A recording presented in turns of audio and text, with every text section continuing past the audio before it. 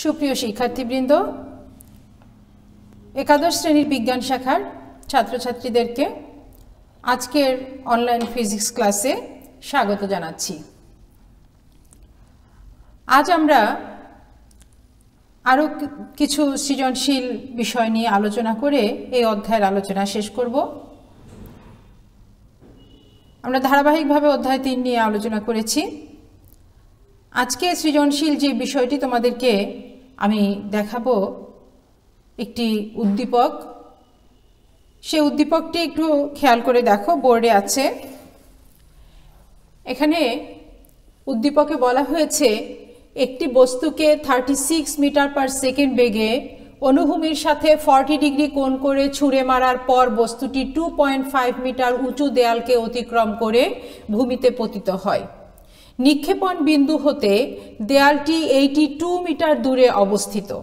এই হচ্ছে আমার উদ্দীপক। তাহলে খেয়াল করো এখানে আমার কি কি তথ্য আছে। একটি তথ্য হচ্ছে একটি বস্তুকে 36 মিটার পার সেকেন্ড বেগে নিক্ষেপ করা হয়েছে, অর্থাৎ এখানে এই বস্তুটি হচ্ছে প্রাসের নিক্ষেপণ বেগ হচ্ছে 36 মিটার পার সেকেন্ড।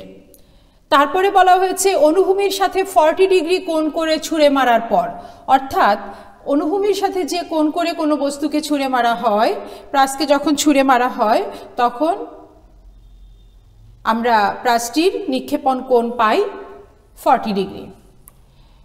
ছুঁড়ে মারার পর বস্তুটি 2.5 মিটার উঁচু দেয়ালকে অতিক্রম করে, অর্থাৎ সামনেই একটি দেয়াল আছে, সেই দেয়ালটি 2.5 মিটার উঁচু। এই দেয়ালকে অতিক্রম করে গিয়ে ভূমিতে পতিত হয়, অর্থাৎ যে পর্যন্ত দেয়ালটি যে দূরত্বে অবস্থিত সেই দূরত্ব পর্যন্ত বস্তুটির উল্লম্ব অতিক্রান্ত দূরত্ব 2.5 মিটারের বেশি। নিক্ষেপণ বিন্দু হতে দেয়ালটি 82 মিটার দূরে অবস্থিত, অর্থাৎ দেয়ালটির এক্স অক্ষ বরাবর দূরত্ব বা অনুভূমি বরাবর দূরত্ব সেটি হচ্ছে 82 মিটার। এখন দেখো দুইটি প্রশ্ন আছে, একটি হলো প্রয়োগ পর্যায়ের প্রশ্ন আর একটি হচ্ছে উচ্চতর দক্ষতা পর্যায়ের প্রশ্ন। প্রয়োগ পর্যায়ের যে প্রশ্নটি আছে সেখানে বলা হয়েছে নিক্ষেপণের 2 সেকেন্ড পরে বস্তুটির বেগ কত হবে। আমি তো একটি বেগ নিয়ে ছুঁড়ে মারলাম, সেটিই হবে নিক্ষেপণ বেগ, অর্থাৎ বস্তুটির ক্ষেত্রে প্রাসের ক্ষেত্রে এখানে আদি বেগ। যেহেতু এর উপরে ত্বরণ কাজ করবে জি, সুতরাং এর বেগের মানের পরিবর্তন হবে। বেগের মানের পরিবর্তন হয়ে এখানে আমার সময় দেয়া আছে 2 সেকেন্ড। 2 সেকেন্ড সময় পরে বস্তুটির বেগ কত হবে সেটি আমাকে নির্ণয় করতে হবে।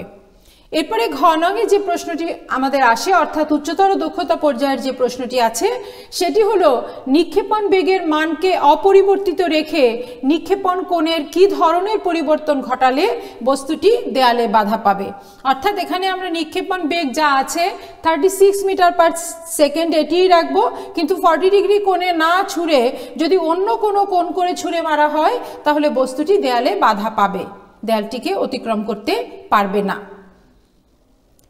তো আমরা প্রথমে প্রয়োগ যে প্রশ্নটি আছে সেই প্রশ্নটির সমাধান নিয়ে তোমাদের এখানে আলোচনা করি। এখানে দেখো আমার প্রয়োগ পর্যায়ের যে প্রশ্নটি আছে সেটির সমাধানের জন্য আমার যে তথ্যগুলো আছে সেই তথ্যগুলো কি কি। এখানে বলে দেয়া আছে V0, এখানে যে বেগে ছুঁড়ে মারা হয়েছে নিক্ষেপণ বেগ সেটি হলো V0, 36 মিটার পার সেকেন্ড। আরও কি বলা আছে, নিক্ষেপণ কোণ থেটা নট হলো 40 ডিগ্রি। এরপরে বলা হয়েছে প্রশ্নটিতে সময় 2 সেকেন্ড, 2 সেকেন্ড পরে বস্তুটির বেগ কত হবে, অর্থাৎ এখানে আমার সময় হচ্ছে 2 সেকেন্ড। এরপরে যেটি চেয়েছে সেটি হলো 2 সেকেন্ড পরের বেগ, অর্থাৎ 2 সেকেন্ডে আদি বেগ হলো V0, 2 সেকেন্ডে শেষ বেগ হলো V। এই V আমাকে বের করতে হবে। আমরা যেহেতু আগের আলোচনা থেকেই জেনেছি যে একটি প্রাস যখন অতিক্রম করে তখন সে অনুভূমি বরাবরও দূরত্ব অতিক্রম করে, একই সাথে উল্লম্ব বরাবর দূরত্ব অতিক্রম করে, এবং যে বেগ লাভ করে, যে বিন্দুতে গিয়েই যে বেগ লাভ করে সেই বেগের দুইটি উপাংশ থাকে, একটি হচ্ছে অনুভূমিক উপাংশ আর একটি হচ্ছে উল্লম্ব উপাংশ। তাহলে এখানে মোট বেগকে পেতে হলে আমার অনুভূমিক উপাংশ এবং উল্লম্ব উপাংশ দুইটি জানতে হবে। এই দুইটি থেকেই আমরা সূত্রের সাহায্যে শেষ বেগ ভি নির্ণয় করতে পারবো। তাহলে এখানে সূত্র হলো, আমি 1 নংয়ের সমাধান করছি। এখানে সূত্র হলো, আমরা 2 সেকেন্ড পরে যে বেগ পাবো সেই বেগ v equal to √vx square plus vy square. কীভাবে আসে এটা তোমরা আগের চ্যাপ্টারের আলোচনা থেকে জেনেছো। vx এবং vy এর মধ্যবর্তী কোণ এখানে 90 ডিগ্রি, সুতরাং এখানে v যদি লব্ধি হয়ে থাকে তাহলে v equal to √vx square plus vy square হবে। এখন vx এবং vy আমাদের জানা নেই, সেটি আমাদের বের করতে হবে। vx হলো 2 সেকেন্ড পরে v এর অনুভূমিক উপাংশ। খেয়াল করে দেখো, 2 সেকেন্ড পরে শেষ বেগ হবে v, সেই শেষ বেগ v এর অনুভূমিক উপাংশ হচ্ছে vx। আমরা প্রাসের ক্ষেত্রে জেনেছি যে প্রাসে যে ত্বরণ কাজ করে সেই ত্বরণ হলো যে স্থানে প্রাসটিকে ছুঁড়ে মারা হয় সেই স্থানের অভিকর্ষজ ত্বরণ। আবার আমরা জানি অভিকর্ষজ ত্বরণ অনুভূমি বরাবর ক্রিয়া করে না, সুতরাং অনুভূমির দিকে কোনো ত্বরণ কাজ করবে না। যদি অনুভূমির দিকে কোনো ত্বরণ কাজ না করে তাহলে আমরা অলওয়েজ অনুভূমিক বেগের যে অনুভূমিক উপাংশটি পাবো সেটি একই পাবো, অর্থাৎ অনুভূমির দিকে বেগটি সমবেগ হিসেবেই আমরা পাবো। সেক্ষেত্রে vx ইকুয়াল টু আমরা যেটি পাবো সেটি হবে v0 cos θ নটের সমান। তোমরা সূত্র বসিয়েও এটি করতে পারো, যাই হোক v0 cos θ নটের সমান আমরা পাবো। This implies vx equal to v0 দেখো আমার দেয়া আছে 36 cos 40 ডিগ্রি। এখানে একটি মান চলে আসবে, যদি তোমরা ক্যালকুলেটরে ক্যালকুলেশন করো তাহলে এখানে যে মানটি পাবে সেটি হলো 27.577। আমি লিখে দিচ্ছি 27.577 বা 27.58, যা লেখো এরকম একটি মান চলে আসবে। এখন দেখো সূত্র থেকে v পেতে হলে আমাকে vx জানতে হবে, আবার vy ও জানতে হবে। vy কি? vy হলো 2 সেকেন্ড পরে বস্তুটি যে বেগ লাভ করবে সেই বেগের উল্লম্ব উপাংশ।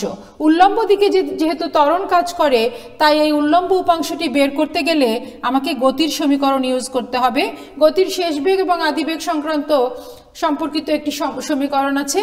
সমীকরণটি তোমরা যেটি খুব সহজে জানো, v equal two u plus এটি আমরা এখানে বলেছিলাম vx equal to vx not plus axt। তাহলে এখানে উল্লম্ব বরাবর যখন হবে তখন v শেষ বেগ হয়ে যাবে vy, আদি বেগ হবে vy নট প্লাস ayt, আমি লিখেই দিচ্ছি প্লাস ayt। এখানে খেয়াল করে দেখো, এখানে যে ত্বরণটি কাজ করবে সেই ত্বরণ যেহেতু অভিকর্ষজ ত্বরণ এবং বস্তুটি যেহেতু উপরের দিকে উঠছে, সুতরাং উপরের দিকে অভিকর্ষজ ত্বরণের দিক হবে ঋণাত্মক। এই আলোচনা আমরা বারবার করেছি এই অধ্যায়টি আলোচনা করতে গিয়ে, সুতরাং এখানে ay হবে মাইনাস g এর সমান। This implies vy equal to vy not মানে হচ্ছে v0 sign theta not minus gt। t হচ্ছে আমার এই 2 সেকেন্ড, v0 জানা আছে, থেটা নট জানা আছে। এই মানগুলো যদি আমি বসিয়ে দেই, এই মানগুলো বসিয়ে দিলে আমি vy এর যে মানটি পাবো সেই মানটি আসবে এভাবে, vy ইকুয়াল টু আমি পাবো, খেয়াল করে দেখো সব মানগুলো বসালে vy ইকুয়াল টু আসবে 3.54 metre per second. 3.54 metre per second আমি মান পাচ্ছি। এখন এই যে সমীকরণের সাহায্যে আমি 2 সেকেন্ড পরের বেগ নির্ণয় করব, সেখানে যদি এই vx এবং vy এর মান বসিয়ে দেই তাহলেই কিন্তু আমি রেজাল্টটি পেয়ে যাই। প্রয়োগ পর্যায়ে যে প্রশ্নটি আছে সেই প্রশ্নের রেজাল্টটি আমি পেয়ে যাই। তাহলে কি পাচ্ছি? This implies v equal to vx square, vx পেয়েছি কত? 27.577 whole square plus 3.54 whole square. এই ক্যালকুলেশন করলে পরে আমার ফাইনালি ভি এর যে রেজাল্টটি আসবে সেটি হলো 27.34। This implies V equal to 27.34 metre per second. এই হলো আমাদের প্রয়োগ পর্যায়ে যে প্রশ্নটি আছে সেই প্রশ্নটির সমাধান। এরপরে আমরা আসি উচ্চতর দক্ষতার প্রশ্নটি নিয়ে। উচ্চতর দক্ষতার যে প্রশ্নটি আছে আমি আবারও দেখাচ্ছি তোমাদেরকে। নিক্ষেপণ বেগের মানকে অপরিবর্তিত রেখে নিক্ষেপণ কোণের কি ধরনের পরিবর্তন ঘটালে বস্তুটি দেয়ালে বাধা পাবে।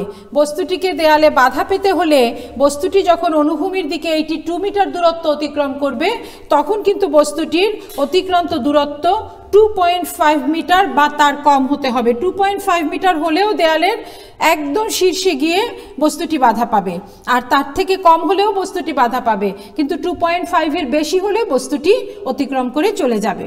কিন্তু আমার প্রশ্নেই দেয়া আছে আমি নিক্ষেপণ বেগের মানকে অপরিবর্তিত রাখবো, কিন্তু নিক্ষেপণ কোণের মানের কি ধরনের পরিবর্তন ঘটালে পরে আমার এই বস্তুটি নিক্ষিপ্ত বস্তুটি দেয়ালে বাধা পাবে। তো সেক্ষেত্রে আমরা এই সমাধানটির জন্য আবারও প্রশ্নটিও একটু আমার মুছে ফেলতে হবে, এই সমাধানটি অনেক বড়।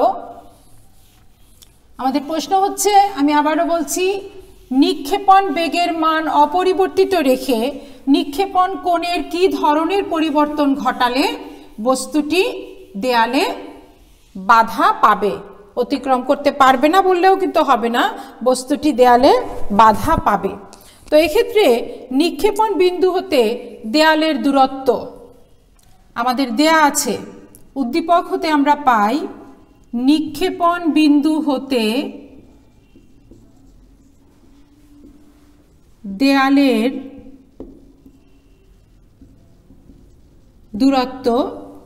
খেয়াল করে দেখো, একটি বস্তুকে যদি এভাবে ছুঁড়ে মারা হয়, সামনে যদি একটি দেয়াল থাকে, তাহলে নিক্ষেপণ বিন্দু থেকে দেয়ালটির দূরত্ব যেটি সেটি হচ্ছে এক্স অক্ষ বরাবর দূরত্ব বা অনুভূমির দিকে দূরত্ব। এটিকে আমরা এক্স দিয়ে নির্দেশ করে থাকি। তাহলে এই দূরত্বটি কি? এক্স ইকুয়াল টু, আমার উদ্দীপকে দেয়া আছে 82 মিটার। দেয়ালটি 82 মিটার দূরে অবস্থিত। আবার বলা আছে 2.5 মিটার উঁচু দেয়াল, অর্থাৎ দেয়ালের উচ্চতা। যেহেতু উচ্চতর দক্ষতা পর্যায়ের এই সমাধানটি, সুতরাং এখানে এই কথাগুলো সব লিখতে হবে। কথা না লিখে শুধুমাত্র সূত্র বসিয়ে অঙ্ক করলে কিন্তু ফুল মার্ক এখানে পাওয়া যাবে না। তাহলে y ইকুয়াল টু 2.5 মিটার। এখন বলা হয়েছে নিক্ষেপণ কোণের কি ধরনের পরিবর্তন ঘটালে, অর্থাৎ এর আগে ছিল 40 ডিগ্রি কোণ করে আমি নিক্ষেপ করব, কিন্তু এখন আমি কত কোণ করে নিক্ষেপ করব সেটাই আমরা বের করব। তাহলে আমি ধরে নেই এখানে আমরা এটাকে থিটা প্রাইম কোণে নিক্ষেপ করব। তাহলে বস্তুটিকে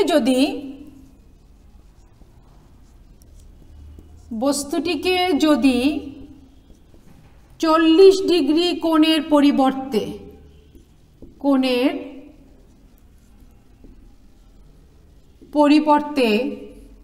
থিটা প্রাইম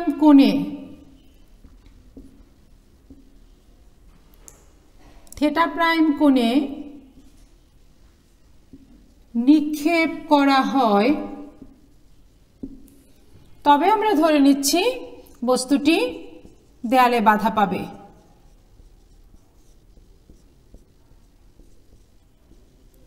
দেয়ালে বাধা পাবে। সেক্ষেত্রে কি করতে হবে? 82 মিটার দূরত্ব অতিক্রম করতে বস্তুটির যে সময় লাগে সেই সময়টি আমাকে আগে নির্ণয় করতে হবে। মনে করি টি প্রাইম সময়ে, টি প্রাইম সেকেন্ড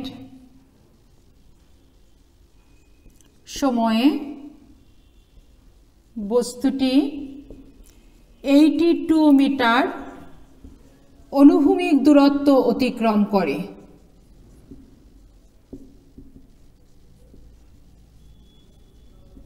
অনুভূমিক দূরত্ব অতিক্রম করে, এটা আমরা ধরে নিলাম।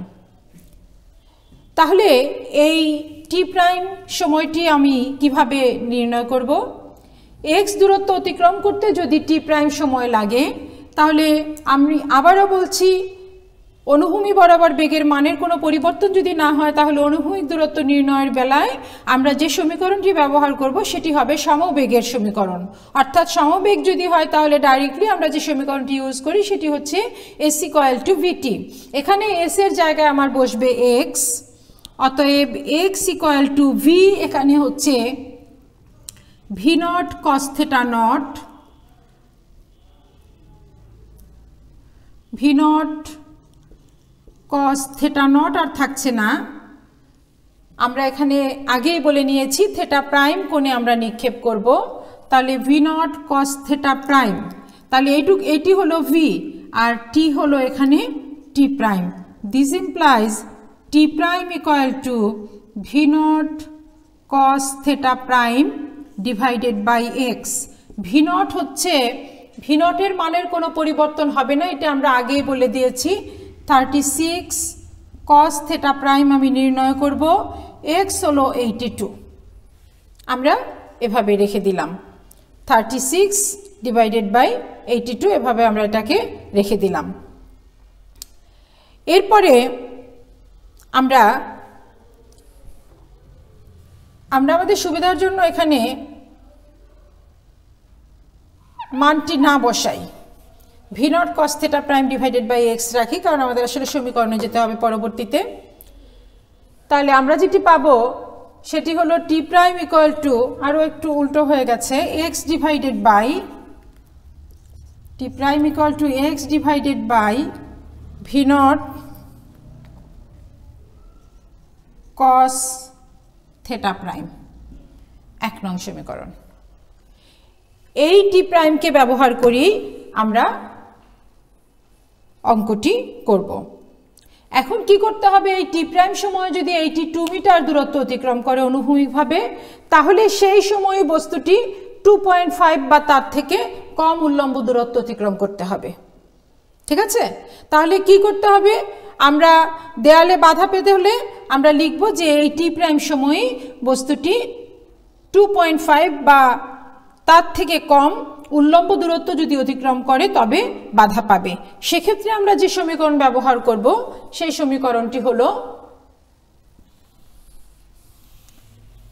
উল্লম্ব অতিক্রান্ত দূরত্ব ক্ষেত্রে যে সমীকরণটি আমরা প্রতিপাদন করেছিলাম সেটি y equal to y naught plus V Y naught T plus half A Y T square, এখানে আমাদের টি প্রাইম হয়ে যাবে সব। ঠিক আছে? এখন দেখো, আমরা জানি ওয়াই নট হচ্ছে নিক্ষেপণ বিন্দুতে উল্লম্ব দূরত্ব, নিক্ষেপণ বিন্দুতে উল্লম্ব দূরত্ব ওয়াই নট 0। তাহলে আমরা যা পাবো তা হলো Y equal to Y naught হলো এখানে 0 প্লাস ভি ওয়াই নট মানে V naught sine theta naught, তাহলে সাইন থেটা নটের জায়গা হবে sine theta prime, T prime minus half G T prime square, এভাবে আসবে। এখন আমি 1 নং সমীকরণ থেকে টি প্রাইমের মানটি বসিয়ে দিব। এখানে ওয়াই এর মানেরও একটি পরিবর্তন আমাদের আনতে হবে। ওয়াই আমরা রাখবো না, আমরা বলেছি 2.5 বা তার থেকে কম, তাহলে ম্যাক্সিমাম 2.5, তাহলে 2.5 যদি এটিকে আমরা বসাই তাহলে সমীকরণটি আসে 2.5 সমান এরকম। দিস ইমপ্লাইজ 2.5 সমান ভি নট যে মানটি আছে, তোমরা জানো 36 মিটার পার সেকেন্ড বেগে বস্তুটিকে ছুঁড়ে মারা হয়েছিল, সুতরাং ভি নটের জায়গায় এখানে 36 বসবে। সাইন থেটা প্রাইমই থেকে যাবে।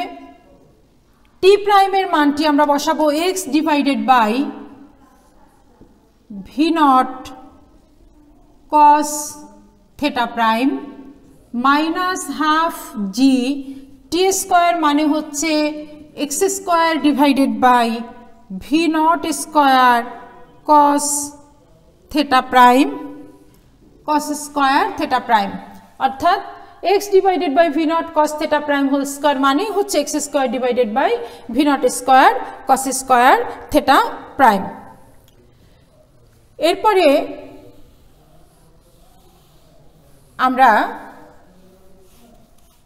সমীকরণটি নিয়ে যেভাবে আগাবো তা হলো 2.5 ইকুয়াল টু, খেয়াল করে দেখো sine theta prime divided by cos theta prime হয়ে গেল ট্যান থেটা প্রাইম, আর এখানে 36 না বসিয়ে যদি আমি ভি নটই রেখে দেই তাহলেও ভি নট ক্যান্সেল হয়ে গেল, তাহলে আমি যেটি পেলাম সেটি হলো ট্যান থেটা প্রাইম এক্স। আর এখানে এভাবে যদি সাজাই half g divided by V naught square cos square theta prime গুণ x square. This implies 2.5 equal to tan theta prime x minus, এটিকে আমি এভাবে লিখতে পারি half g v naught square, এর একটি মান আছে, জি এরও একটি মান আছে, সব মানগুলো যদি বসিয়ে দেই তাহলে যে রেজাল্টটি পাবো তা হলো এরকম হবে 9.2 ডিভাইডেড বাই 2 গুণ 36 হোল স্কোয়ার। এই অংশটুকুন আসলো 1 divided by cos square theta prime, আমরা জানি 1 বাই কস থেটা মানে সেক থেটা, তাহলে 1 divided by cos square theta prime মানে হচ্ছে সেক স্কোয়ার থেটা প্রাইম, তাহলে এটা হয়ে গেল সেক স্কোয়ার থেটা প্রাইম গুণ এক্স স্কোয়ার। এখন এই সমীকরণটিকে আমি আবার সাজাবো, এটিকে সাজিয়ে আমি যেভাবে লিখতে পারবো তা হলো 2.5 equal to tan theta prime x minus, এই ক্যালকুলেশনটি করলে আমি যে রেজাল্টটি পাবো সেটি হলো 25.423। সেক স্কোয়ার থেটা প্রাইম মানে হচ্ছে কি, আমরা জানি সেক স্কোয়ার থেটা হলো 1 প্লাস ট্যান স্কোয়ার থেটা, তাহলে সেক স্কোয়ার থেটা প্রাইম হবে 1 plus tan square theta prime গুণ এক্স স্কোয়ার, এটি থেকে যাবে। ঠিক আছে, এখন দেখো এর পরের লাইনে আমরা পাচ্ছি 2.5 সমান tan theta prime x minus, এখানে একটি সংখ্যা আসে 25.423 এক্স স্কোয়ার প্লাস এত tan square theta prime x square. এই ক্যালকুলেশনটি করার পরে আসলে সমীকরণটি যে আকারে দাঁড়াবে আমি একবারে সমীকরণটি সেই আকারে লিখে দিচ্ছি, সেটি হলো 25.423 ট্যান স্কোয়ার থেটা প্রাইম, এরপরে হবে মাইনাস 82 ট্যান থেটা প্রাইম, তারপরে যে সংখ্যাটি আসবে সেটি হলো প্লাস 27.923 ইকুয়াল টু 0।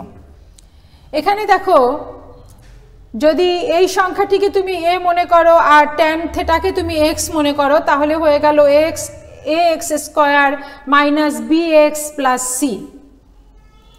এখান থেকে অজানা রাশি এক্স এর মান তোমাদের সমীকরণটি আমি লিখে দেখাচ্ছি, a x square plus b x plus c equal to 0 যদি হয়, এখানে x equal to minus b plus minus root over B square minus 4ac divided by twice a, এই হচ্ছে সমাধান এক্স এর মান বের করার জন্য। তাহলে এখানে এক্স অর্থাৎ অজানা রাশি ট্যান থেটা প্রাইম, দেয়ারফর আমরা লিখতে পারি tan theta prime equal two, একটি বড় সংখ্যা আসবে, এখানে বি হচ্ছে 82, খেয়াল করো মাইনাস বি, তাহলে মাইনাস বি হয়ে গেলে এটি হয়ে যাবে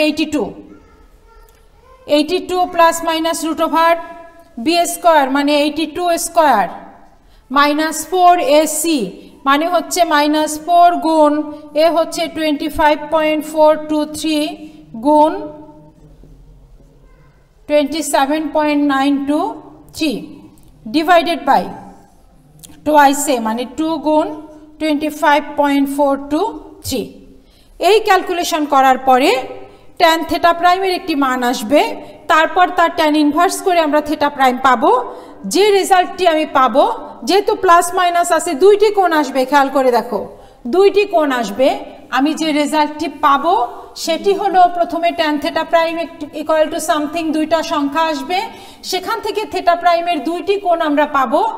একটি হতে পারে এরকম থিটা প্রাইম ইকুয়াল টু, খেয়াল করো যেহেতু সমীকরণে প্লাস মাইনাস আছে তাই আমরা দুইটি পাবো, theta prime equal two 70.59 degree, 70.59 degree, অথবা থিটা প্রাইম ইকুয়াল টু আমরা আর কি পেতে পারি 21.15 ডিগ্রি।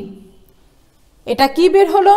এটা বের হলো যে কোণ করে ছুঁড়ে মারলে বস্তুটি দেয়ালে বাধা পাবে। এখন দেখো দুইটি কোণ কেন আসলো, আমি একটু ছবি এঁকে তোমাদের এই জায়গাটা বুঝিয়ে দেই। এই হলো আমার নিক্ষেপণ বিন্দু, এইটি 2 মিটার দূরে 2.5 মিটার উঁচু একটি দেয়াল।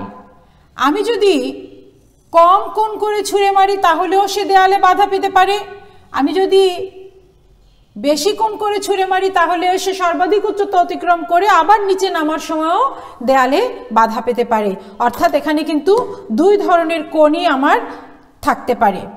আমি যে কোণের পরিবর্তন ঘটাবো, আমার তো বলা হয়নি যে কোণের মান কি পরিমাণ বাড়ালে, অথবা বলা হয়নি কোণের মান কি পরিমাণ কমালে, বলা হয়েছে নিক্ষেপণ কোণের কি ধরনের পরিবর্তন ঘটালে বস্তুটি দেয়ালে বাধা পাবে। ছবিটাতে তোমরা ক্লিয়ার হয়ে যাচ্ছ, দেখো এই একটি কোণ, এই একটি কোণ, অর্থাৎ কোণের মান বেশি হলেও আমরা দেয়ালে বাধা, আমাদের বস্তুটি দেয়ালে বাধা পেতে পারে, কম হলেও বস্তুটি দেয়ালে বাধা পেতে পারে। তাহলে এখানে আমি পেলাম একটি কোণ পেলাম 70.59 ডিগ্রি, আরেকটি পেলাম 21.15 ডিগ্রি। আমার ছিল 40 ডিগ্রি কোণ, আমার উদ্দীপকে যে কোণটি ছিল 40 ডিগ্রি কোণ। এখন যে কথাটি আমাদের লিখতে হবে সেটি হলো উদ্দীপকে উল্লিখিত নিক্ষেপণ কোণের মান 75.59 বিয়োগ 40 ইকুয়াল টু যে মানটি আমাদের আসে সেটি হলো 30.59। খেয়াল করো, আমাদের বলতে হবে উদ্দীপকে উল্লিখিত কোণের থেকে এত ডিগ্রি বাড়ালে অথবা এত ডিগ্রি বাড়ালে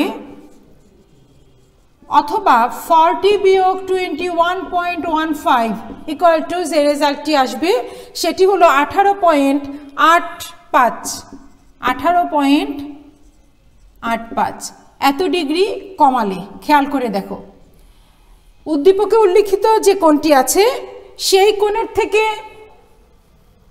এত বিয়োগ এত, অর্থাৎ 30.59 ডিগ্রি বাড়ালে অথবা 40 বিয়োগ 21.5 অর্থাৎ 18.85 ডিগ্রি পরিমাণ যদি আমি কমাই তাহলে বস্তুটি দেয়ালে বাধা পেতে পারে। আজকে আমাদের আলোচনা এই পর্যন্তই। আমি নেক্সট ক্লাসে তোমাদের নেক্সট অধ্যায় শুরু করব। এ পর্যন্ত তোমরা ভালো থাকো, ঘরে থাকো, পড়ালেখা করো, সুস্থ থাকো। আল্লাহ হাফেজ।